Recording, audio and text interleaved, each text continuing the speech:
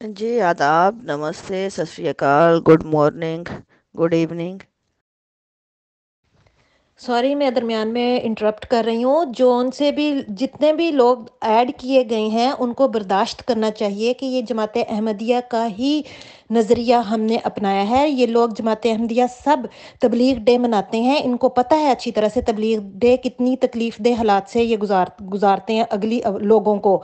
इनमें इंसानियत नहीं होती। ये अपना तबलीग डे इस तरह मनाते हैं कि लोगों के घरों में जाकर उनकी डोर खटकाते हैं, बेल देते हैं, और जब तक कोई इंसान घर से बाहर ना आए और बोलता हुआ ना आए, चीखता हुआ ना आए, ये दरवाज़ा अच्छी तरह से ठोक बजाकर उनको परेशान करते हैं, तकलीफ में डालते हैं।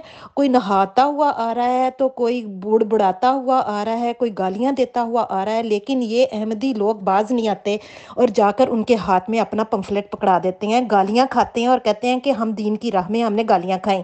और ये नहीं पता कि वो इंसान जो आया है, जिसने दरवाज़ा खोला है, कितनी तकलीफ से दरवाज़ा खोला है।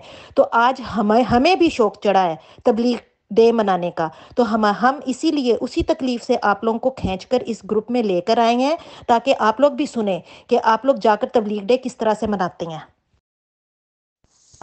ये जो आपका मौजू है, गो के बहुत से मौजूआत हैं, लेकिन इन तमाम मौजूआत में जो मेजर मौजू है, जो मेन है, वो है घुटन, समाजी घुटन। क्योंकि समाजी घुटन जो है वो क्रिएट करती है, समाजी मसाइल का सबब बनती है, और तमाम उन सोचों का जो ये यहाँ बयान होती आ रही हैं, उनकी माँ है, उनकी जड़ है। तो समाजी घुटन होती क्या है? अब देखें, घुटन क्या चीज़ है। आपको क्यों घुटन फील होती है? जब आप किसी भी फ़ज़ा में सांस लेते हैं, घुटन का लफ्ज़ क्यों इस्तेमाल किया जाता है? हाँ, आपकी जो सांस लेते हैं उनमें जहाँ पे ऑक्सीजन की कमी होती है आपकी इन्वायरमेंट में, तो वो घुटन कहलाती है। ठीक है। तो घुटन हमें महसूस होती है उस जगह पे जहाँ पे हम इन्वायरमेंट में हमें ऑक्सीजन की कमी महसूस हो, हमें सांस लेने में दिक्कत होती है। हमें महसूस होती है कि ये फ़ज़ा हमारे लिए जो है सेहतमंद नहीं है, और हमें यहाँ उस चीज़ की कमी महसूस हो रही है, उन चीज़ों की जो हमारे लिए सेहत। और ये घुटन बड़ी ख़तरनाक चीज़ होती है। मेडिकली आप देखें कि आप घुटन की फ़ज़ा में ज़्यादा देर तक रहते हैं तो आपकी जिस्म एकदम से जो है वो नीला पड़ने लगता है, और आपके जिस्म में क्योंकि ऑक्सीजन की कमी होती है, और आपकी जल्द जहन की मौत और दिल की आहिस्ता आहिस्ता ऑर्गन मरने लग जाते हैं, आपके ख़त्म होने लग जाते हैं। तो ये घुटन के सबब होते हैं, ऑक्सीजन की कमी के सबब होते हैं आपके अंदर। और ये जिस्म के ऑर्गन जब जान वो ख़त्म होने लगते हैं, तो आप सोचें कि जिस फ़ज़ा में ज़हन के लिए घुटन होगी उसका क्या हाल होगा। अब पहले मैं इसको मज़ीद डिटेल में जाने से पहले एक और मिसाल दे देती हूँ इसी घुटन की, क्योंकि आपने वहाँ पे ऊपर अर्शी ने ये बात की थी कि यहाँ पे वो भी लोग हैं जिनको घुटन फील नहीं होती। तो इसका जवाब ये है कि आप कभी पहाड़ी इलाकों पे जाएं। पहाड़ों पे जो रहने वाले होते हैं, आपको पता है जितना ऊंची लेवल पे ज़मीन से आप ऊपर उठते जाते हैं, ऑक्सीजन की कमी होती जाती है। लेकिन वो भी लोग हैं जो पहाड़ों में रहते हैं, नस्ल दर नस्ल रह रहे हैं, हालांकि पहाड़ों के ऊपर ऑक्सीजन की कमी होती है। आप नीचे से ऊपर पहाड़ की चोटी सर करने जाएंगे, कोई इंसान जो कोह पेमाई का शौक रखते हैं वो नीचे से ऊपर जब जाते हैं चोटियां सर करने के लिए, साथ ऑक्सीजन सिलेंडर लेके जाते हैं, क्योंकि ये मेन चीज़ होती है उनकी वहाँ ज़रूरत के लिए, जो ज़िंदा रखने के लिए। और ऑक्सीजन की कमी होती जाती है, जहाँ पे ऑक्सीजन सिलेंडर ख़त्म होता है तो वो वहाँ पे ज़िंदा नहीं रह पाते। हालांकि बड़ी चोटियां सर करना कोई आसान काम नहीं होता, वो तमाम बंदिशें क्रॉस कर जाते हैं, लेकिन ऑक्सीजन की कमी से उनकी जान चली जाती है। लेकिन वो भी लोग हैं जो रहते वहाँ हैं। कैसे? सवाल ये है कैसे रहते हैं। इसलिए कि इंसानी जिस्म के अंदर ये चीज़ मौजूद है, एक जो ख़ासियत है कि वो स्लोली अपने आप को ढाल लेती है उस इन्वायरमेंट में, बदल लेती है। अब जो पहाड़ों में रहने वालों की नस्लें, उनकी जिस्मानी साख्त ज़मीन पे रहने वाली इंसानी नस्ल की जिस्मानी साख्त से कदरे मुख्तलिफ है। पहाड़ों में रहने वालों की जो नस्लें हैं वो ऑक्सीजन की कमी के अंदर ही पलती बढ़ती हैं। उनकी बॉडी ऑर्गन्स उसी कम जो घुटन की फ़ज़ा है, जो घुटन ही कहलाएंगे, उसी ऑक्सीजन की कमी में अपने आप को सरवाइव करने के लिए सर्वाइवल मोड पे अपने आप को एडजस्ट कर लेते हैं। اور وہ رہ پاتے ہیں، وہ نسلیں رہ رہی ہیں وہاں پہ، ٹھیک ٹھاک رہ رہی ہیں نا، لیکن ان کی جسمانی ساخت زمین پہ رہنے والوں کی جسمانی ساخت سے الگ ہے، یہ میڈیکلی پروون ہے۔ اب آپ کہیں کہ وہ زمین پہ رہنے والے، کیونکہ آکسیجن ان کے لیے جو ہے توازن رکھتی ہے، اوپر توازن نہیں رکھتی، اوپر وہ گھٹن ہے، تو وہ گھٹن میں بھی زندہ ہے کیونکہ ان کی ساخت بدل چکی ہے۔ اگر وہ ساخت نہ بدلتے تو زندہ نہ رہ پاتے، ان کے جسم نے وہ اپنا کے اپنی ساخت بدل لی۔ اسی طرح جو زمین والے ہیں وہ کیوں نہیں بدل پائے؟ کیونکہ زمین میں کبھی کبھی گھٹن ہوتی ہے، کہیں کہیں ہوتی ہے، میجورٹی ہمیں وہ چیزیں توازن میں موجود ہیں، ہمارے پاس ساخت بدلنے کے لیے کی کوئی وجہ نہیں ہے۔ اس لیے ہم لوگ جو ہیں اسی میں جب گھٹن ہوتی ہے، ہم اس کو ساخت نہ بدلنے کے سبب، کیونکہ ہم لوگ اس میں سروائیو نہیں کر پاتے، یہ وجہ ہے۔ اور یہی بات ہے جو گھٹن، جو سماج، جو شعوری گھٹن ہوتی ہے، اس میں بھی جو لوگ سروائیو کر لیتے ہیں اس کی وجہ بھی یہی ہے، کیونکہ ان کی شعوری ڈیولپمنٹ نہیں ہوتی، ان کے شعور، ان میں شعوری طور پہ ان کے ذہن میں کوئی ایسی فکر یا کوئی ایسا چیز نہیں ہوتی۔ جو کل میں نے یہاں پہ ایک مضمون شیئر کیا تھا، وہ بنیادی طور پہ یہی موضوع تھا، اس کی بیس تھی کہ جب ہم کسی بھی جانور کو، پہلی نسل کو لے کے آتے ہیں جنگل سے، آ کے رکھتے ہیں چڑیا گھر میں، چڑیا گھر میں انٹرٹینمنٹ آئٹم بنانے کے لیے، یا سرکس میں لے کے آتے ہیں، سمجھ لیں سرکس کا آئٹم بنانے کے لیے، تو آپ سوچیں جو پہلی نسل ہوتی ہے وہ اپنی، اس کی فطرت جو چیر پھاڑ جنگل میں بھاگ دوڑ ہے، آپ اس کو یہاں لے کے آئیں گے، وہ کتنی اذیت، کتنی تکلیف میں گزارے گی، کبھی سوچیں اس کی اذیت، اس کے لیے تو وہ پل پل موت کے مترادف ہے۔ لیکن آپ نے کیونکہ اسے تکلیف میں وہ رکھا ہے، اس کو وہ جو بھی اس کے مسائل وہ ہے چل رہی ہے، اس کی تکلیف اذیت کے باوجود جو بھی اس کے مسائل تھے وہ اس کو کوشش کر رہا ہے، اس سے، اس کے پاس کوئی گنجائش نہیں ہے کہ وہ کہیں اس طرح بھاگے وہاں سے، اب وہ قید کی مانند رہتا ہے۔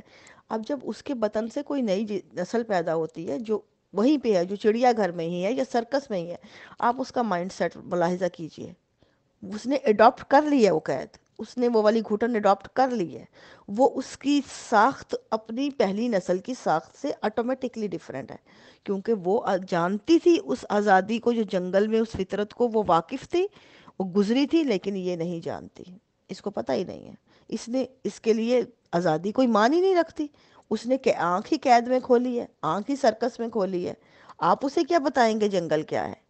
اب اس کے بعد وہ تو یہ جو جنگل میں لائی ہوئی یا رنگ، وہ تو اپنے رنگ ماسٹر کو اپنا سب کچھ سمجھے گی، حالانکہ رنگ ماسٹر جو ہوتے ہیں سرکس میں، وہ ان کے اوپر ٹھیک ٹھاک تشدد کر کے ان کو ٹرین کرتے ہیں۔ اب زو میں بھی جو رہتے ہیں، چلو زو میں تشدد نہیں ہوتا، لیکن سرکس میں تو تشدد ہوتا ہے، لیکن پھر بھی آپ سوچیں کہ تشدد کے باوجود بھی جو اینیمل جو سرکس والے ہوتے ہیں، وہ اپنے رنگ ماسٹر کو اپنا مسیحا سمجھتے ہیں، وہ کبھی اس سے الگ نہیں جائیں گے، وہ وفاداری نبھائیں گے، وہ اس کے ساتھ ہی رہیں گے، لیکن وہ وفاداری ہوتی نہیں ہے، آپ یہ سوچیں، یہ وفاداری ہوتی نہیں ہے۔ یہ ہم بھی جو یہاں بات کر رہے ہیں نا، حضور سے جو لوگ بات کر رہے ہیں کہ ہماری جماعت میں سکھایا جاتا ہے، کیوں سکھایا جاتی ہیں چیزیں؟ آپ اگر نفسیات کی تھیوری پڑھیں اٹیچمنٹ کی، تو آپ پہ یہ بات کلیئر ہو جائے گی کہ یہ جو نظریہ ہے، یہ نظام سے محبت نہیں ہے، محبت کے نام پہ آپ کو اٹیچ کرتا ہے۔ اٹیچمنٹ کیا ہے؟ اٹیچمنٹ بڑی بھیانک چیز ہے۔ اٹیچمنٹ کسی بھی چیز سے آپ کی ہوتی ہے تو آپ کا برین اس سیٹ کو پکڑ لیتا ہے جو آپ نے اس کو بتایا ہے، اور وہ برین کے لیے اس کو ری سیٹ کرنا بہت مشکل کام ہوتا ہے۔ تو یہ جو ہم بچپن سے تربیت دیتے ہیں، یا بچپن سے نظام سے محبت، نظام سے عقیدت، نظام سے کا حکم ماننا، نظام کی تابع داری کرنی، نظام کی وفاداری کرنی، پہ جو عہد نامے دہراتے ہیں خلیفہ وقت، یہ سب اٹیچمنٹ ہے۔ سلولی اٹیچمنٹ کی تھیوری آپ پڑھیں، اس پہ اٹیچمنٹ میں یہ آپ کو اٹیچ کرتے ہیں۔ یہ بالکل وہی مثال ہے جو سرکس میں رہنے والے اینیملز کی ہے۔ جب آپ سرکس میں لے کے آتے ہیں ان کو سدھارنے کے لیے، رنگ ماسٹر کیا کرتا ہے؟ ایک چیز پھینکے گا، اس کے بعد آپ کو سرکس کے لیے سدھائے گا۔ اب جو آپ، حالانکہ رنگ ماسٹر تشدد سے اور ہر طرح سے آپ کو ایک انٹرٹینمنٹ آئٹم بنانے کی کوشش کر رہا ہوتا ہے، آپ کی فطرت سے ہٹا کے، آپ پہ جو کہ آپ پہ ظلم ہے، آپ کی شخصیت کو، آپ کی فطرت کو مسخ کرنا ہے، آپ کو روند ڈالنا ہے، اس تمام کے باوجود کبھی وہ اینیمل وہاں سے نہیں جائیں گے۔ کیوں؟ ایک تو یہ کہ انہوں نے جنگل دیکھا نہیں تھا، ان کی اگلی پچھلی نسلوں نے دیکھا تھا۔ دوسرا یہ کہ ان کو جو رنگ ماسٹر سے جو اٹیچمنٹ ہو گئی ہے، وہ وہی اٹیچمنٹ ہے جو آپ ابیوزرز کے ساتھ اکثر ہو جاتی ہے۔ آپ دیکھیں گے ابیوز کی بھی تھیوری یہی ہے۔ دنیا میں جتنے بھی آپ دیکھیں گے وکٹم نسل در نسل کسی ابیوزر کے ساتھ رہتے ہیں، ایک وقت آتا ہے ان کو ابیوزر سے اٹیچمنٹ ہو جاتی ہے۔ جس طرح ہمارے ہاں یہاں عموماً کہا جاتا ہے ہماری عورتیں جو ہیں بڑی وفادار ہیں، ہماری عورتیں جو ہیں وہ وفا نبھاتی ہیں چاہے مرد کچھ بھی کر لے۔ یہ وفا نہیں ہوتی، یہ اٹیچمنٹ ہوتی ہے ابیوزرز کے ساتھ۔ آپ ان کو ان کی شخصیت بنانا سکھائیں، آپ ان کو آزادی دے کے دکھائیں، آپ ان کو ان کے حقوق کے جو ہے وہ سے متعارف کروائیں، ان کو جو ہے انڈیپینڈنسی بتائیں، مرد کی بیساکھی ان کے ہاتھ سے چھڑائیں، ان کا معذوری جو ان کو آپ نے دی ہے اس معذوری پہ ان پہ کم اوور کا معنی بتائیں، تو آپ دیکھیں وفاداری کیا کون نبھاتا ہے پھر۔ میں یہاں وفاداری کی نہیں کہہ رہی کہ نہیں کرنی چاہیے، لیکن یہ دونوں اطراف کی بات ہوتی ہے۔ کبھی بھی آپ دیکھیں کہ ون سائیڈڈ جو ہے وہ نبھا رہی ہے، دوسری سائیڈڈ ظلم کر رہی ہے، تو یہ کبھی وفا نہیں ہوتی، یہ کبھی مخلصی نہیں ہوتی، یہ کبھی تابعداری نہیں ہوتی، یہ اٹیچمنٹ ہوتی ہے، اٹیچمنٹ کروائی جاتی ہے۔ اس کو میں آپ کو اس کو سمجھا رہی ہوں کہ یہ کیا تھیوری ہے، کیسے ورک کرتی ہے۔ تو یہ چیزیں باقاعدہ تربیت کا حصہ ہوتی ہیں، یہ تربیت کے تحت یہ جو چیزیں جو ہے بڑھتی ہیں۔ اور یہ جو گھٹن کی بات آپ نے کی تھی، یہ بھی جو ہے آپ بچپن سے دیکھیں ہماری فضا میں موجود ہے گھٹن۔ ہمیں جب یہ چیزیں ساری ہم سے آہستہ آہستہ کھینچی جاتی ہیں، ہمیں بتایا ہی نہیں گیا ہمارے پیچھے اصل ہماری فطرت کیا ہے۔ ہمیں نظام نظام نظام نظام کا مقصد کیا ہے؟ نظام رنگ ہے، رنگ ماسٹر مرزا صاحب کو جو آپ دیکھ رہے ہیں، خلیفہ کو، اب نظام خلافت کو آپ رنگ ماسٹر کے طور پہ دیکھیں، رنگ ماسٹر، اور ہمیں سرکس کے اندر گھما رہے ہیں۔ اب آپ جو بھی جانور جو ہے آپ دیکھیں جو جنگل میں بہہ کے سے مور ہوتے ہیں نا، جو فطرت کی دھنوں پہ ناچ رہے ہوتے ہیں، وہ اگر آپ پوچھیں سرکس میں بیٹھے ہوئے جانوروں کو جو رنگ ماسٹر کے کہنے پہ انٹرٹینمنٹ آئٹم بنے ہوئے ہیں، اگر ان کی نظر سے آپ دیکھیں تو ان کو فطرت کی دھنوں پہ ناچتے ہوئے بہکتے ہوئے مور جو ہے وہ بہہ کے سے لگیں گے، ان کو وہ تو باغی لگیں گے، مرتد لگیں گے، کافر لگیں گے، کیونکہ وہ ڈانس کر رہے ہیں فطرت کی دھنوں پہ، وہ آزاد ہیں۔ ان کو آزادی سے نفرت ہوگی، کیوں؟ ان کو وہ نصیب نہیں ہوئی، ان کو وہ چیز ان سے نفرت ڈالی گئی ہے، ان کی تربیت میں وہ رنگ ہی ہے، اسی میں گھومنا لکھا ہے۔ آپ کو پہلی مثال میں نے پہاڑوں پہ رہنے والوں کی اس لیے دی تھی بتانے کے لیے کہ آپ کے جسم کی ساخت جو ہے وہ انوائرمنٹ کے ساتھ کیسے بدلتی ہے۔ یہی تھیوری ڈارون کی ہے کہ بھئی انسان کی جسم نے وقت کے ساتھ ساتھ بدل لیا، ارتقاء کا جو اس نے بدلتا گیا ساخت کے مطابق، اور جو انسان کی جتنی وہ نسلیں آج تک دنیا میں سروائیو کر پائی ہیں، وہ اسی ارتقائی مراحل میں اپنے آپ کو بدل جانے کی صلاحیت سے سروائیو کر پائی ہیں۔ جو نہیں سروائیو کر پائیں تو وہ ختم ہوتی گئیں، وہ اسپیشیز دنیا میں تمام وہ زمین سے مٹ گئیں۔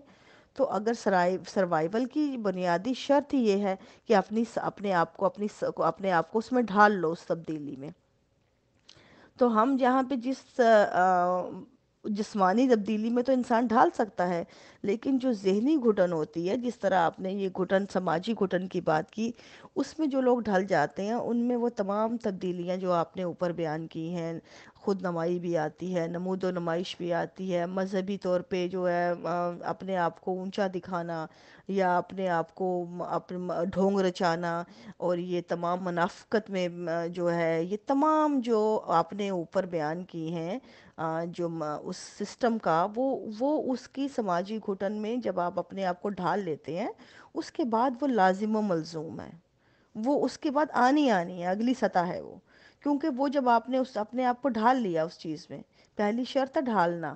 جب آپ ڈھل گئے، جس طرح جسم کی ساخت آپ کو پتہ ہے، جو ماؤنٹین میں لوگ رہتے ہیں ان کی باڈی میں، کیونکہ انہوں نے کہ ان کی باڈی نے ان کی ساخت اپنا لی، لیکن ان کی باڈی کے اندر پھر بھی کوئی وہ ڈیفیشنسیز اور کچھ چیزیں رہتی ہیں جو زمین پہ رہنے والوں کی نسبت قدرے وہ خطرناک ہوتی ہیں یا قدرے مختلف ہوتی ہیں، ان پہ بیماریاں ڈفرینٹ طرح سے اثر انداز ہوتی ہیں، کیونکہ ان کے جسم کے اندر اس چیز کی کمی پائی جاتی ہے، ڈیفیشنسی ہے، ٹھیک ہے۔ اس طرح سیم چیزیں ہیں، آپ کسی نظام کے اندر ایک ڈیفیشنسی پائی جائے گی کسی بھی چیز کی، یا شعوری گھٹن کی، سماجی گھٹن کی، تو آٹومیٹکلی اس کے اندر ڈیفیشنسیز کی کوئی نہ کوئی وجوہات، بیماریاں تو نظر آئیں گی۔ اور یہ تمام وہ بیماریاں ہیں، یہ منافقت، خود نمائی، ڈھونگ رچانا، یہ تمام جو اوپر بیان ہوئی ہیں لسٹ پوری، یہ تمام وہ بیماریاں ہیں جس کی بنیادی وجہ جو ہے یہ گھٹن ہے۔ اب ذہنی گھٹن میں جو لوگ فیل کرتے ہیں، اب آپ کہیں گی کہ ہم لوگوں نے کیوں فیل کی، باقیوں کو کیوں فیل ہوئی؟ اس کی ایک وجہ ہوتی ہے، اب جب بھی آپ کے پاس ایک نظریہ آتا ہے نا، کوئی بھی آپ کو، ذہن انسان کا جو ہے وہ اس طرح ورک کرتا ہے کہ آپ کے پاس کوئی بھی توازن ہے اس کے پاس موجود، اس کے اندر بچپن سے ہمیں، جب ہم ایک ماحول میں رہتے ہیں، ان کی پوری کوشش یہ ہوتی ہے اس تربیت کی کہ آپ کا توازن بگاڑ دیا جائے، آپ کا جو سسٹم ہے، جو فطرت نے آپ کو سسٹم دیا ہے، بیلنس سسٹم دیا ہے، وہ اس کو ان بیلنس کر دیں، اس کو اپنے حق میں استعمال کرنے کے لیے۔ تو وہ آپ کی اخلاقیات کے نئے معیار قائم کرتے ہیں، آپ کی تربیت کے نئے معیار قائم کرتے ہیں، اس لیے کہ آپ کا بیلنس سسٹم ختم کرنے کے لیے۔ جب وہ ختم ہو جاتا ہے تو اس کے بعد ان کی عقیدت کی چاندی چڑھ جاتی ہے، وہ آپ کو مکمل استعمال کرتے ہیں رنگ ماسٹر کی طرح، سرکس کے جانور بنا کے۔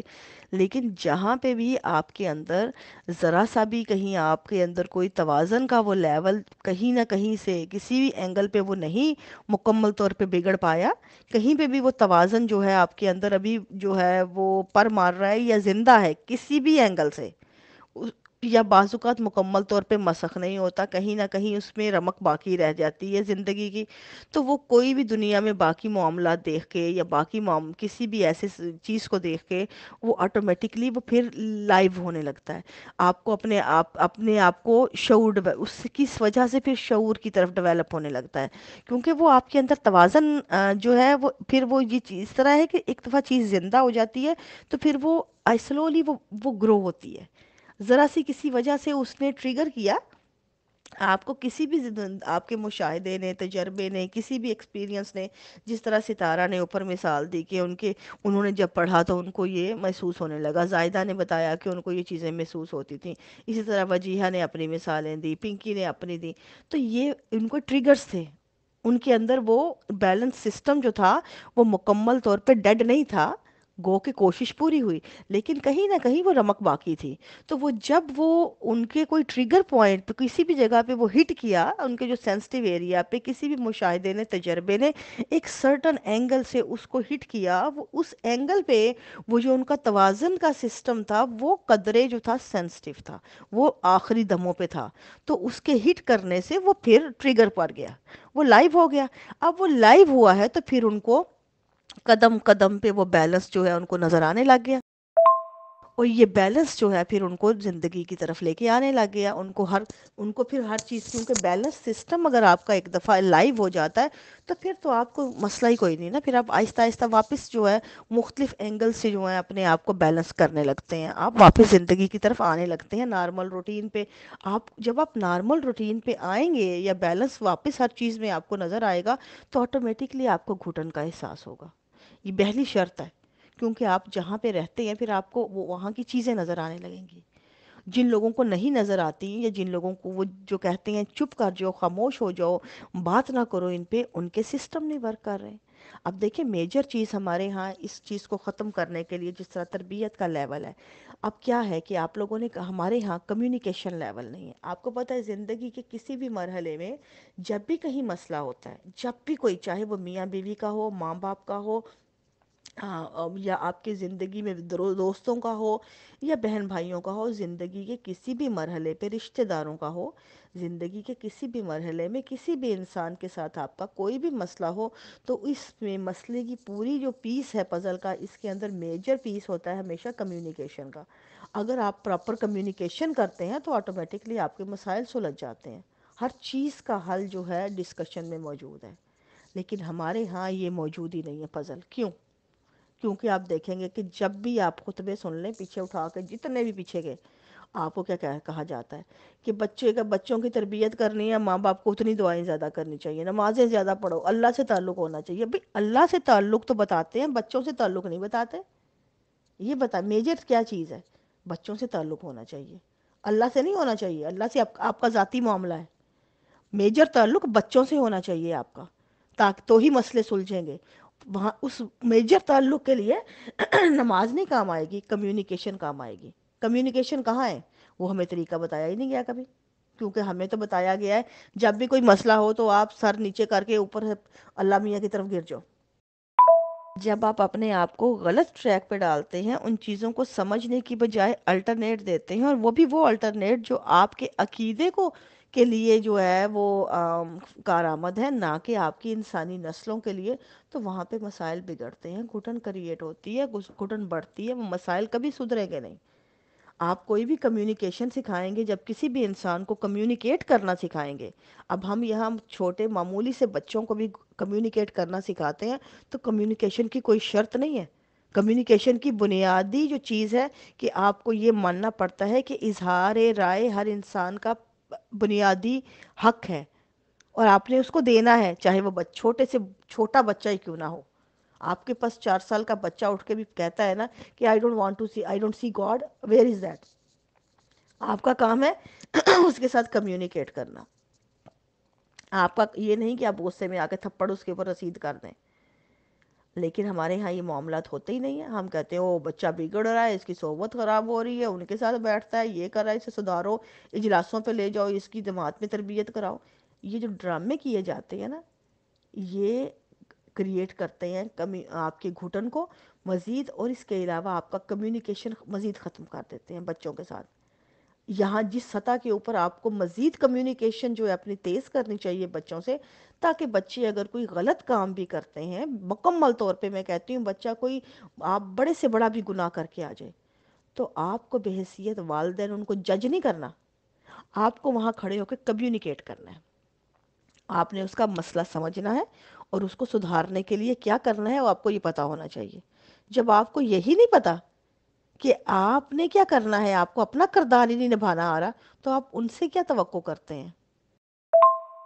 عرشی، یہ بات آپ کی بالکل درست ہے کہ یہ خوف ہوتا ہے، اور یہ خوف بھی تو اسی سرکس کا حصہ ہی ہے نا۔ آپ یہ دیکھیں، یہی تو میں بتا رہی ہوں آپ کو، خوف بھی تو گھٹن کا حصہ ہی ہے نا۔ خوف کیوں ہے؟ یہ اسی کے لیے کہ آپ کی گھٹن قائم رہے، آپ اندر اس کے اندر رہیں، سرکس کے جانور بنے رہیں۔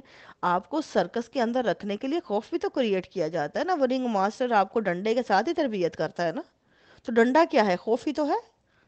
تو ہمارے ہاں یہ خوف ہی تو ہے، یہ جو ذہنوں پہ خوف، یہ جو چیزیں ہیں، یہ جو خوف کریٹ کرتی ہیں آپ کو، جو بھی ایموشنل آپ کے جو اتنے بھی آپ کے لنکس ہوتے ہیں، ان کو ایموشنل سطحوں پہ بلیک میل کیا جاتا ہے۔ کیوں؟ بلیک میل کرنے کی بنیادی وجہ یہی ہے، جانوروں کے اندر جو ہے ایموشنل ریلیشن نہیں ہوتے، لیکن انسانوں کا تو میجر چیز ہی ایموشنز ہیں اس کے۔ تو آپ جب تک انسانوں کو ایموشنلی جو ہے مکمل طور پہ ٹائیڈ اپ نہیں کریں گے، رسیوں سے باندھ کے نہیں رکھیں گے ان کے ایموشنز کو، تو آپ ان کو کیسے سرکس کا حصہ بنا پائیں گے؟ تو یہی تو جو نظام جماعت ہے، بنیادی طور پہ یہ رنگ ماسٹر ہے پورا۔ یہ رنگ ہے جس کے اندر ہم سرکس کے جانور بنے ہوتے ہیں۔ اس میں چاہے وہ خوف ہو چاہے گھٹن ہو، دونوں بنیادی چیزیں ہیں اس کے لیے، اس کو قائم رکھنے کے لیے۔ جی، میں نے جتنا گھٹن کے اوپر آپ کو تفصیل سے موضوع کو سمجھا سکتی تھی، میں نے آپ کو سمجھا دیا ہے۔ اب میرا خیال ہے جو ڈسکشن کرنا چاہے اس کے بعد جو سوال کے اندر جیسے جواب آتے گئے تو بات ہوتی جائے گی۔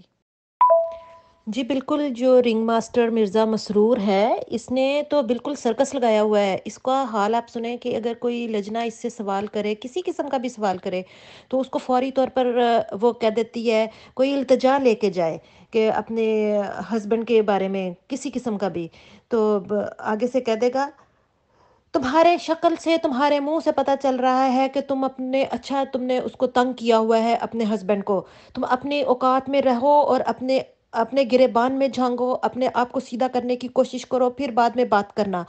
وہ عائشہ اکیڈمی کی ایک بچی تھی، اس نے آ کے یہ سٹوری سنائی اور بڑی ہنس ہنس کے بتا رہی تھی کہ یہ مجھے حضور نے مذاق میں میری بات اڑا دی، اور وہ بھی اس کو مذاق ہی سمجھ رہی تھی کہ حضور نے میرے ساتھ مذاق کیا، اور مجھے اتنی تکلیف ہو رہی تھی اس کی اس بات سے کہ وہ اتنی بدتمیزی سے یہ جواب دے رہا ہے، رنگ ماسٹر تمہاری تربیت کرنے کے لیے، تمہیں کنٹرول کرنے کے لیے تمہارے ساتھ مذاق کر رہا ہے۔ اور میں نے اس کو کہہ دیا، میں نے کہا یہ حضور نے مذاق نہیں کیا، اور نہ ہی انہوں نے ڈانٹا ہے، یہ کوئی بدتمیزی والا بات ہوئی ہے کہ ایسا نہیں کہنا چاہیے حضور کو، حضور کو زیب نہیں دیتا کہ وہ اس طریقے سے، ان کو چاہیے تھا کہ تمہاری پوری بات سنتے یا تمہارے سوال کا جواب دیتے، لیکن وہ ہنس رہی ہے، خوش ہو رہی ہے کہ حضور نے ایٹ لیسٹ میرے ساتھ بات کی ہے۔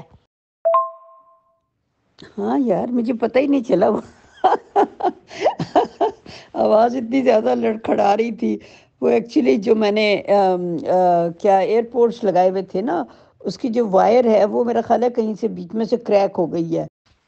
ایک بچہ چھوٹا سا تھا، ایک تو بچہ ایک چھوٹا ہے، اس کو قرآن مجید پڑھنا نہیں آ رہا، اس کو زبردستی حضور کے سامنے بٹھا کر آمین کا مطلب کہ اس نے آمین کرنی ہے حضور کے ساتھ، اور وہ دکھایا جا رہا ہے ایم ٹی اے پہ وہ پورا، اور اس کے اوپر حضور اس کو جھڑک رہے ہیں بار بار، اور اس کا مذاق بن رہا ہے، اور اس چیز کو سارے احمدیہ جماعت والے اس کا مذاق اڑا رہے ہیں کہ حضور ہنس رہے ہیں، اس کے ساتھ فن کر رہے ہیں، جبکہ وہ قرآن مجید پڑھ رہا ہے۔ حالانکہ اگر آپ مسلم امہ میں دیکھا جائے تو قرآن مجید پڑھتے ہوئے کوئی شرارت نہیں کرنی چاہیے، کوئی مذاق نہیں کرنا چاہیے، کوئی اس طرح کی بات نہیں کرنی چاہیے، ٹھیک ہے مذاق کے لیے اور انٹرٹینمنٹس کے بہت سارے مواقع ہوتے ہیں، جب وہ بچہ پڑھ رہا ہے اور غلط پڑھ رہا ہے تو آپ اس دوران تو آپ مذاق نہیں کر سکتے۔ تو ایٹیکیٹس تو یہ ہیں مرزا مسرور کے، اور اس کلپ کو اتنا زیادہ شیئر کیا گیا واٹس ایپ پہ اور ہر جگہ پر، ہر یوٹیوب پہ بھی میرے خیال میں شاید مجھے مل جائے اگر میں ابھی تلاش کرتی ہوں، یا پھر بعد میں بولی، میں گھر میں آ کے بولی، میں نے کہا یہ بچے کے ساتھ ایک تو مذاق، اس کے قرآن مجید پڑھنے پہ مذاق، اور اوپر سے قرآن مجید کو پڑھتے ہوئے درمیان میں مذاق، یہ مذاق، اور اس کو آپ حضور کیونکہ تھوڑا سا ہنس پڑے ہیں تو آپ نے اس کو ایک سمجھ لیا ہے کہ یہ مذاق ہو رہا ہے، کہ ویسے تو حضور کبھی مسکرائے بھی نہیں ہیں، اور ایک بچے کے ساتھ وہ کتنی قرآن مجید کی بے حرمتی ہو رہی ہے آپ کے لیے، میرے سامنے تو وہ اس کو پڑھتے ہوئے بے حرمتی ہو رہی ہے، تو آپ اس طرح کی کیا باتیں کر رہے ہیں؟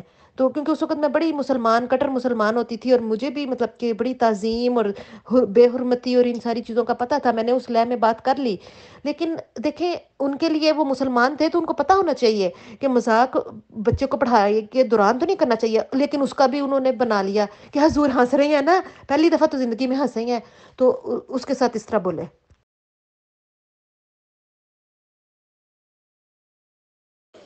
جی اسی طرح کا بچوں کے ساتھ کے معاملے پہ یاد آیا کہ ایک بچہ مرزا طاہر صاحب کے زمانے میں جب وہ اسٹیج پہ آیا کرتے تھے تو اس نے اٹھ کے سوال کیا، بعد میں جب سوالات سٹارٹ ہوئے تو اس نے کہا کہ حضور جب آپ آتے ہیں تو میں آپ کو سلام کرتا ہوں تو آپ دوسروں کی طرف ہنس کے دیکھتے ہیں اور میری طرف آپ بڑے غصے سے دیکھتے ہیں، ایسے کیوں کرتے ہیں آپ؟ تو پھر سارے لوگ جو بیٹھے ہوئے تھے وہ ہنسنے لگ گئے اور حضور بھی ہنسنے لگ گئے۔ تو نہ صرف یہ کہ وہ جواب دیتے اور بلکہ صرف یہ کہا کہ ابھی میری توبہ جو میں تمہاری طرف دیکھوں۔ جماعت احمدیہ کی تاریخ پر اگر ایک نظر دوڑائی جائے تو مرزا بشیر احمد صاحب کی زبانی سیرت مہدی میں لکھا ایک واقعہ ہمیں چونکا دیتا ہے اور بہت کچھ سوچنے پر مجبور کر دیتا ہے۔ مزید آگے بڑھنے سے قبل اس واقعہ کو آپ کے سامنے بیان کرتی ہوں۔ سیرت مہدی کے صفحہ 94 مرزا بشیر احمد صاحب لکھتے ہیں، جب شروع 1885 میں حضرت مسیح موعود نے خدائی حکم کے ماتحت ہوشیار پور جا کر وہاں 40 دن خلوت کی اور ذکر خدا میں مشغول رہے تو اللہ تعالیٰ نے اپنے فضل سے آپ کو ایک عظیم الشان بیٹے کی بشارت دی۔ چند ماہ بعد یعنی 1886 میں بچہ پیدا ہوا تو وہ لڑکی تھی۔ اس پر خوش اعتقادوں میں مایوسی اور بد اعتقادی اور دشمنوں میں ہنسی اور استہزاء کی ایک لہر اٹھی کہ جس سے ملک میں ایک زلزلہ پیدا کر دیا۔ اب یہ پیش گوئی پوری نہ ہوئی تو لڑکی پیدا ہوئی جس کا نام عصمت رکھا گیا ہے۔ اس سے آگے کی ایک اور روایت پڑھیں۔ سیرت مہدی میں لکھا ہے، اس بات سے ایک وہ ریئل واقعہ یاد آ گیا کہ ایک ہم ربا میں بڑا مشہور تھا کہ کسی کا نام بھی نا بشرا رکھ دو نا تو بشرا کا مطلب بشارت ہوتا ہے، تو اس کے بعد لڑکا پیدا ہوتا ہے۔ وہاں پہ آپ دیکھو کہ ہر گھر میں کوئی نہ کوئی بشرا پائی جاتی تھی لڑکے کے شوق میں۔ تو ہمارے ایک وہاں پہ جاننے والے تھے، ایک ڈاکٹر صاحب ہی تھے کوئی بڑے مشہور، ان کے گھر میں 12 لڑکیاں تھیں، انہوں نے لڑکے کی خواہش میں 12 لڑکیاں پیدا کر دیں۔ ہر بشرا بشرا بشرا بشرا بشرا، لڑکا آ ہی نہیں رہا، آخر کا نام انہوں نے لاسٹ کا نام بشرت الآخر رکھ دیا کہ ہون بھی سن لا اللہ میاں۔ اللہ میاں نے پھر بھی نہیں سنی، آخر بشرت الآخر آ گئی۔ اور ابھی جماعت احمدیہ کہتی ہے کہ ہم ان چیزوں سے بہت دور ہیں۔ ڈاکٹر میر محمد اسماعیل صاحب نے مجھ سے بیان کیا کہ حضرت مسیح موعود علیہ السلام کی اولاد میں آپ کی لڑکی عصمت ہی صرف ایسی تھی جو قادیان سے باہر پیدا ہوئی اور باہر ہی فوت ہوئی۔ اس کی پیدائش امبالہ چھاونی کی تھی اور فوت لدھیانہ میں ہوئی۔ اسے ہیضہ ہوا تھا۔ اس لڑکی کو شربت پینے کی عادت پڑ گئی تھی، یعنی وہ شربت کو پسند کرتی تھی۔ حضرت مسیح موعود علیہ السلام اس کے لیے شربت کی بوتل ہمیشہ اپنے پاس رکھا کرتے تھے۔ رات کو وہ اٹھا کرتی تو کہتی، ابا شربت پینا۔ روزانہ لدھیانہ میں اس نے اسی طرح رات کو اٹھ کر شربت مانگا۔ حضرت صاحب نے اسے شربت کی جگہ غلطی سے چنبیلی کا تیل پلا دیا، جس کی بوتل اتفاقاً شربت کی بوتل کے پاس ہی پڑی تھی۔ لڑکی بھی وہ شربت پی کر سو رہی۔ صبح جب تیل کم اور گلاس چکنا دیکھا تو معلوم ہوا کہ یہ غلطی ہو گئی ہے۔ نیز میر صاحب نے بیان کیا کہ لڑکی کے فوت ہونے کے بعد حضرت صاحب بما ام المومنین وغیرہ لدھیانہ سے 1 ہفتہ کے لیے امرتسر تشریف لے گئے تھے۔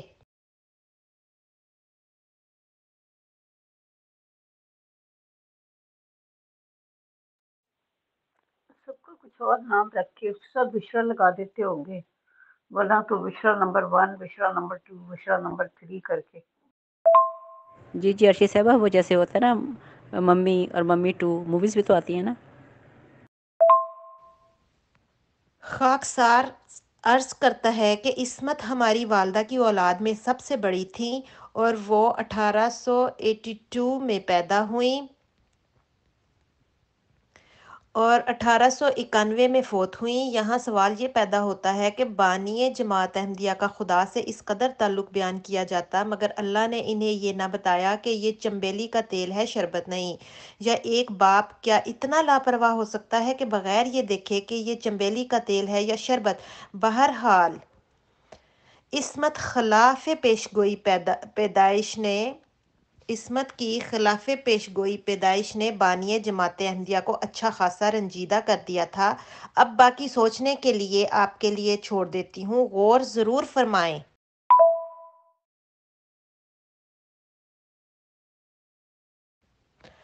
اچھا، یہ میں نے آپ کو ویسے بتاؤں گی کہ اب شورا ہوتی ہے تو شورا میں جون سی ہیں لجنا کے جون سے ہیں الیکشن ہو رہا ہے، جی الیکشن ہو رہا ہے، ہم نے شورا کے لیے جانا ہے۔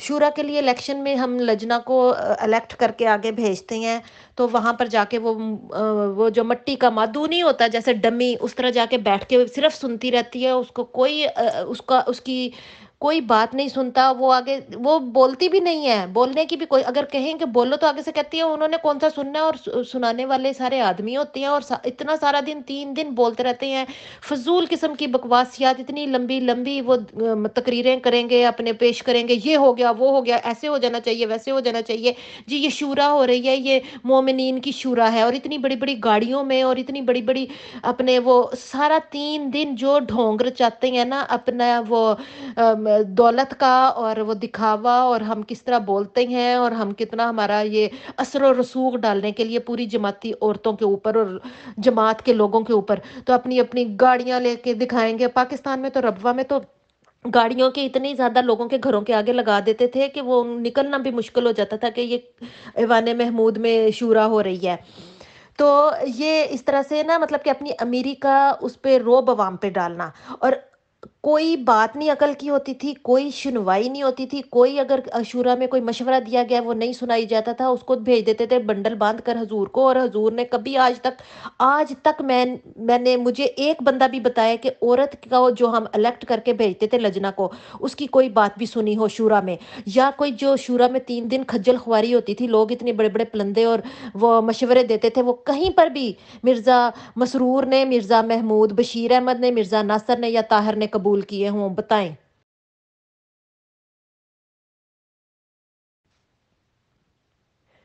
مرزا محمود نے جماعت احمدیہ کا ایک ایسا ظالم نظام متعارف کروایا جس میں نہیں کی گنجائش نہیں تھی، سوال کرنا بھی گناہ سمجھا گیا۔ ان کے پرجوش انداز خطابت کے نتیجہ میں بھی چند ایک احمدی کو جان سے جانا پڑا۔ اسی طرح یہ سلسلہ آگے بڑھا۔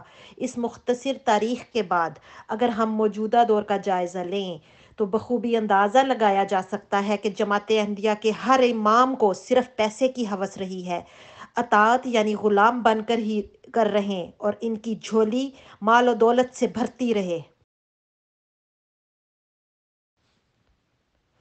حال ہی میں برکینا فاسو کا المناک سانحہ ہوا ہے، یہ بھی دراصل جماعت احمدیہ کی اس ظالمانہ فطرت کے نتیجہ میں سامنے آیا جو آغاز سے ہی اس جماعت کا خاصہ رہا ہے۔ مرزا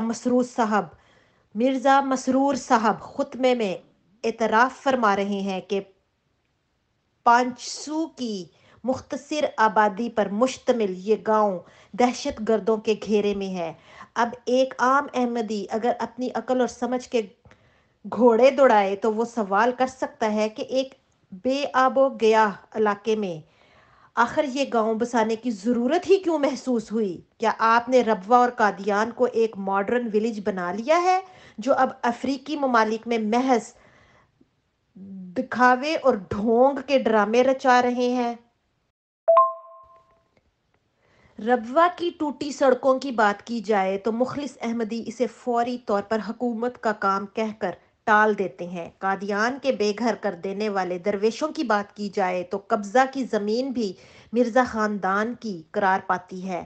ہزاروں لاکھوں چندہ نہ صرف درویشان کے مکان بنانے کے لیے بلکہ ان کے اہل و عیال کے مکانات بنانے کے لیے احمدیوں سے بٹورا گیا اور پھر ان سے مرزا خاندان نے اپنی زمینیں خریدیں تاکہ رئیس خاندان کا اعزاز دوبارہ سے حاصل کیا جا سکے، وہ زمینیں جو انگریز دور میں واپس لے لی گئی تھیں۔ مرزا محمود کی شاطرانہ چالوں سے اس سے بھی کئی گنا مرزا خاندان کی وراثت میں شامل ہو گئیں۔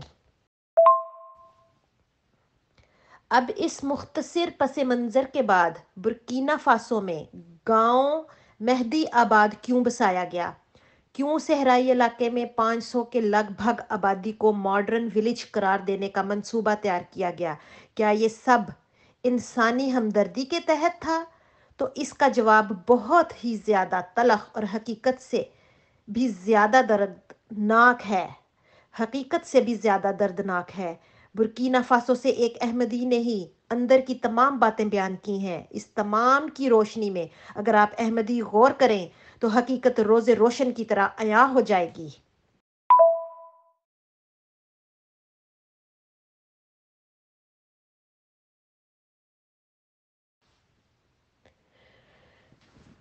تو حقیقت یہ ہے کہ اس علاقے میں سونے کی دریافت ہوئی جس کا جب جماعت احمدیہ کو علم ہوا تو انہوں نے فوری طور پر بیت فارم فل کر کے روایتی فیک احمدی کا ڈھونگ رچایا تاکہ اپنی آبادی کو نام کا احمدی کر کے اس علاقے میں جماعت احمدیہ کا ایک نام بنا لیا جائے۔ یوں منصوبہ بندی کے تحت کام کا آغاز کیا گیا۔ اس کو سمجھنے کے لیے آپ یوں کہہ سکتے ہیں کہ جیسے انگریزوں نے ہندوستان میں تجارتی مقاصد کے لیے کالونیاں بنائیں اور عام مسلمان ہندو سکھ وغیرہ کی زندگی اجیرن کرنا شروع کر دی، ان کی آبادیوں کو منتقل کرنا شروع کر دیا جس سے مقامی لوگوں میں غم و غصہ کی لہر دوڑ گئی اور انہوں نے آزادی کی تحریک شروع کر دی، جسے انگریزوں اور مرزا خاندان نے غدر کا نام دیا۔ بالکل یہی صورتحال برکینا فاسو میں قائم ہے۔ در حقیقت صرف 2020 میں برکینا فاسو سے 7 ارب مالیت کا سونا نکالا گیا تھا۔ مقامی لوگ فرانس، کینیڈا اور سونے کی تلاش میں آنے والوں سے خوش نہیں ہیں اور ان کا ساتھ دینے والوں سے بھی نفرت کا اظہار کرتے ہیں اور چاہتے ہیں کہ یہ لوگ یہاں سے چلے جائیں۔ یہی وجہ ہے کہ اسی قسم کے ایک گروہ نے اس گاؤں پر حملہ کر دیا اور 9 افراد جان سے گئے۔ اب مرزا مسرور صاحب کو جو کہانی بیان کی گئی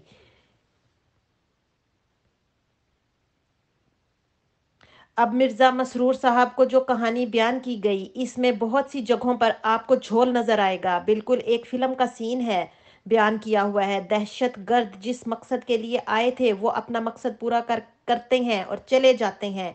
वो बैठकर तबलीग नहीं करते, सो सवालों जवाब नहीं करते। 1.5 घंटे तक ये सब कार्रवाई होती रही। किसी ने मुकामी पुलिस को इत्तला नहीं दी, कोई मदद के लिए आगे नहीं आया। मरने और मारने वालों की तमाम बातचीत किसने सुनी? क्या बाकी सब तमाशा देख रहे थे? फिर कोई भी वाकया आप देख लें। चलें लाहौर वाकया देखते हैं, जहां गड़ी शाहू और मॉडल टाउन की मसाजिद पर हमला हुआ। ये भी अक्सर अहमदियों का कहना है कि जमात की ही कारस्तानी थी। हमदर्दी लेने के लिए जमात ऐसे हथकंडे आजमाती रहती है।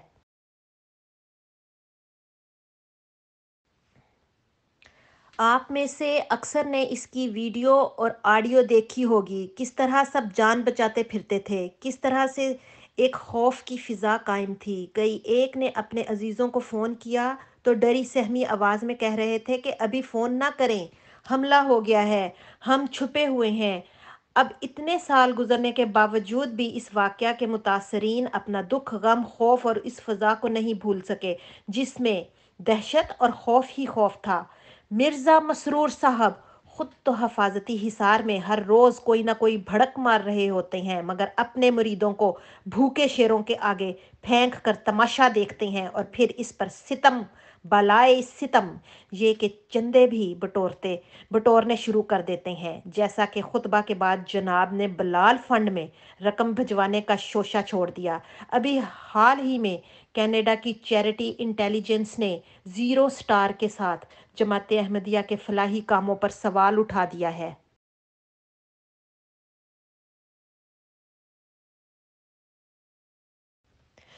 अहमदियों की जान की ज़मानत है, न माल की ज़मानत दी जा सकती है, और लूटने वाले मिर्ज़ा ख़ानदान हैं जिनकी दौलत की हवस ख़त्म होने में नहीं आ रही। सफ़ाक जालिम और जाबर इमाम जमात अहमदिया का बयान है जो उन्होंने खुतबा जुमा 20 जनवरी 2023 को दिया। कहते हैं, कत्ल की धमकियों के बावजूद अपनी कोशिशें तर्क न की। खिलाफत से भी बेइंतहा वफा का ताल्लुक था। ये एक मुखलिस और फिदाई अहमदी होने का नमूना थे। मुझे बाकायदगी से दुआया खतूत लिखते थे।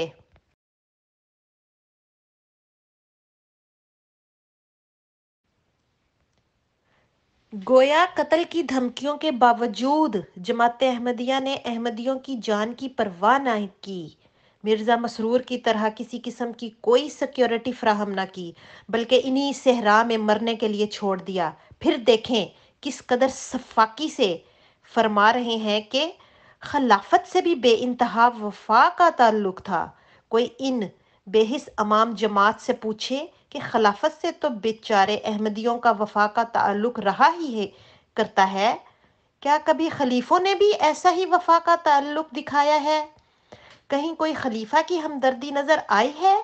क्या आपको खतूत लिखने वालों को जवाब भी आते हैं? क्या आपको खतूत लिखने वालों को जवाब भी आते हैं? ये कैसा यकतरफा मोहब्बत वफा का ताल्लुक है? ये कैसी बेहिसी दरिंदगी और जुल्म है? क्या खलीफों ने सिर्फ अहमदियों का खून निचोड़ना ही सीखा है? क्या अहमदियों के मुकद्दर में नाम नेहाद कुर्बानियां ही लिखी हैं?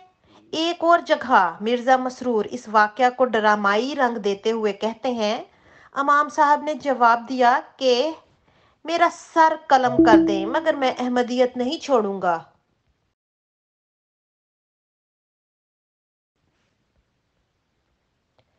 दहशत गर्दों ने ज़मीन पर लटाकर उनकी गर्दन पर छुरा रखा और ज़िबा करने की कोशिश की तो उन्होंने कहा कि मुझे खड़ा करके मार दें, तो उन्होंने उनको गोलियां मारकर शहीद कर दिया।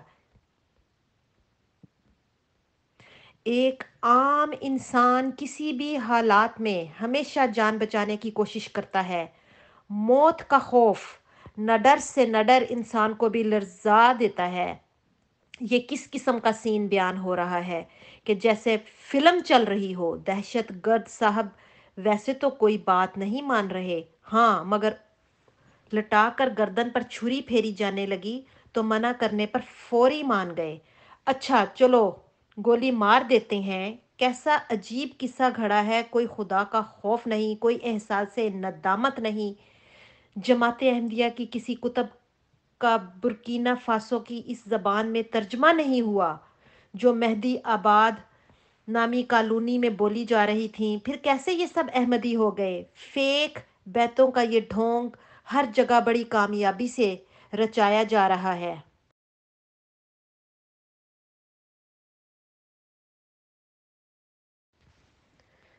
ہر ایک احمدی یہ سوچ سمجھ لے کہ جماعت احمدیہ کسی بھی احمدی کی جان، مال، عزت، آبرو کی کوئی ضمانت نہیں دیتی۔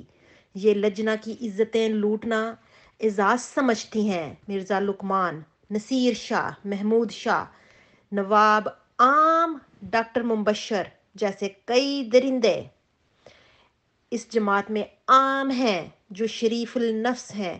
ان سے یہ جماعت مال ہتھیار رہی ہے۔ ہر احمدی اپنی جان، مال، عزت، آبرو کی حفاظت کرنا چاہتا ہے تو اس جماعت سے فوری کنارہ کرے، ورنہ آپ کا انجام بھی برکینا فاسو جیسے خود ساختہ احمدیوں جیسا ہی ہوگا۔ آپ کا اور آپ کی نسلوں کا اللہ ہی حافظ ہے۔ ماریا احمد۔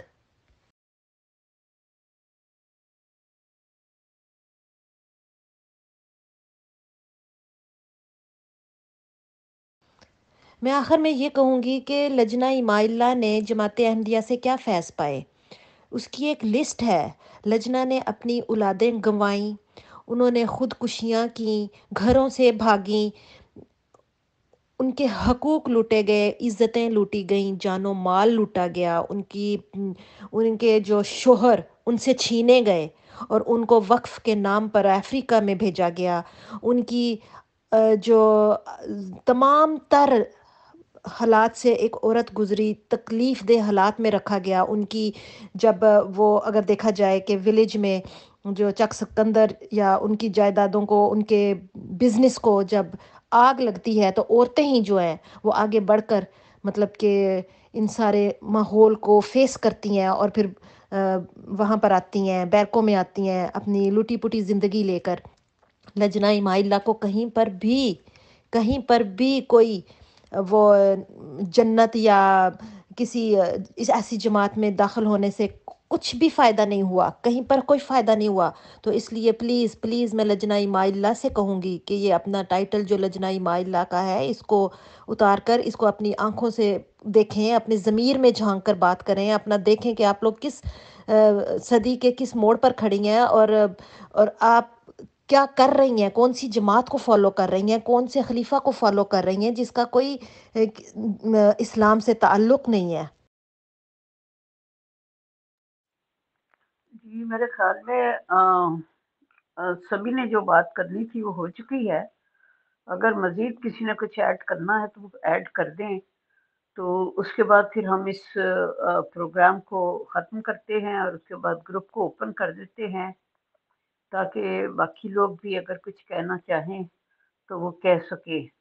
اور یہ برکینا فاسو میں جو سونا نکلنے والی بات ہے، میرا خیال ہے اس پہ ذرا تھوڑی سی مزید تحقیق کر کے ذرا اس بات کو پوری تفصیل سے بیان کیا جائے کہ یہ ایکچوئل صورتحال کیا ہے اور کس وجہ سے یہ سارے جو مسئلے مسائل ہیں۔ کافی حد تک تو ماریہ احمد نے اس آرٹیکل میں باتیں بیان کر دی ہیں، لیکن ایون دین مطلب اس کے بارے میں ذرا مزید تفصیل سے بیان ہونی چاہیے۔ میں ذوق آگہی کی تمام ایڈمنس کی تہہ دل سے شکر گزار ہوں جنہوں نے اس پروگرام میں اپنا بھرپور حصہ ڈالا، اور میرا خیال ہے کہ اب ہم اس کو ختم کرتے ہیں اور گروپ کو اوپن کر دیتے ہیں۔ تو اللہ تعالیٰ سب کو جزائے خیر دے۔